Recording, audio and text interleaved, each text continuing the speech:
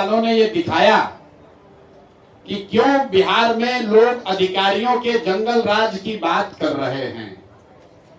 कोई आदमी, आप बताइए, इतने पत्रकार बंधु आप हैं, किसी गांव में जाने के लिए परमिशन की बात आज तक हम लोगों ने सुनी नहीं थी।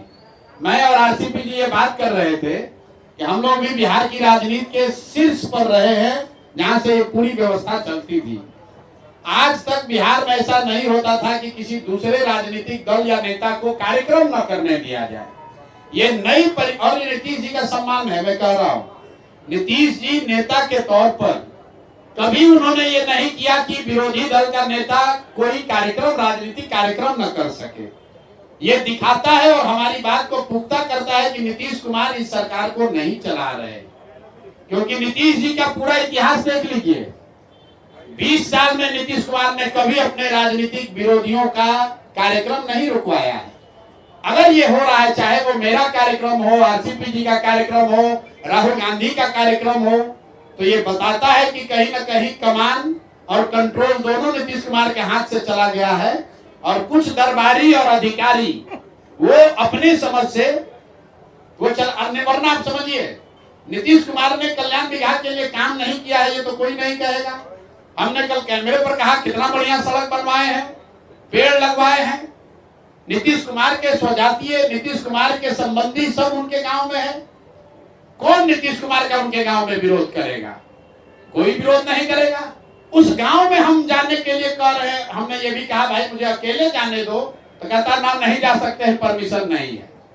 तो ये कोई नेता का डर नहीं है, ये दरबारियों का और अधिकारियों का डर है। और मुझे लगता है कि ये बिहार के लिए ठीक नहीं है।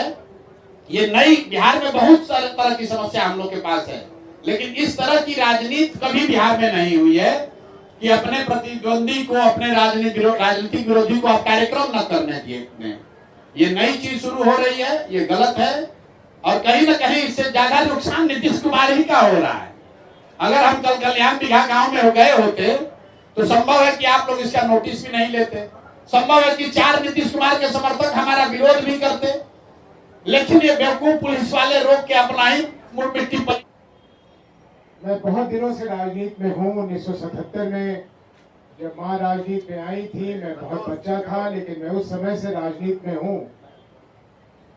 बहुत लोगों से मेरा ये सौभाग्य रहा कि उनसे मेरा परिचय हुआ, मैंने उनको देखा, मैंने उनको जाना। लेकिन मैं पूरी ईमानदारी के साथ ये कह सकता हूँ कि जो चिंता मैंने प्रशांत जी में देखी बिहार के प्रति,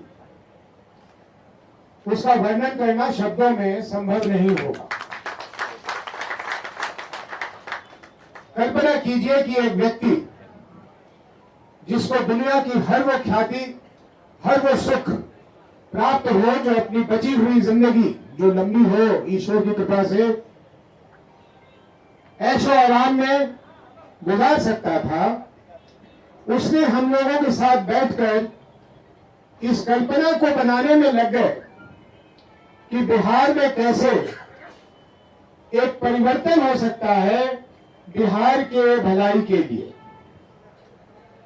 हम लोग कुछ ही साथी थे और वार्ता से बात निकली कि हम बिहार में एक अभियान चलाएं।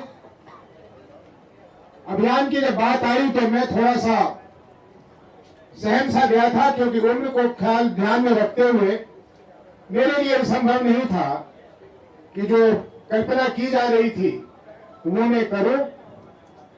लेकिन प्रशांत जी आगे बढ़ के उन्होंने कहा कि ये काम हम करेंगे। यकीन मानिए, हम लोगों को भी उस समय में इतना यकीन नहीं था कि क्या एक व्यक्ति इस तरह से कर सकते हैं। उन्होंने जो किया है सबके सामने है, उसे दोहराने की जरूरत नहीं है। लेकिन एक तारीख कायम की है। भविष्य में जहां जन स्वराज पार्टी पहुंचेगी वो भविष्य के गर्भ में है, लेकिन जो वर्तमान में हमने होते हुए देखा है उसको एहसास कर लेना, उसको ग्रहण कर लेना, ये अपने आप में एक हम लोगों के लिए सौभाग्य है। कल शाम को जब हम बैठे हुए थे प्रशांत जी के साथ, तो मैंने देखा कि अपने पजरे को बार बार ऐसे कर रहे हैं। तो मैंने कहा क्या हुआ, आपको कोई तकलीफ है इसमें? तो इन्होंने मुस्कुराते हुए कहा कि हाँ, अभी कुछ दिन पहले मेरा पजरा टूट गया था। मैंने कहा क्या?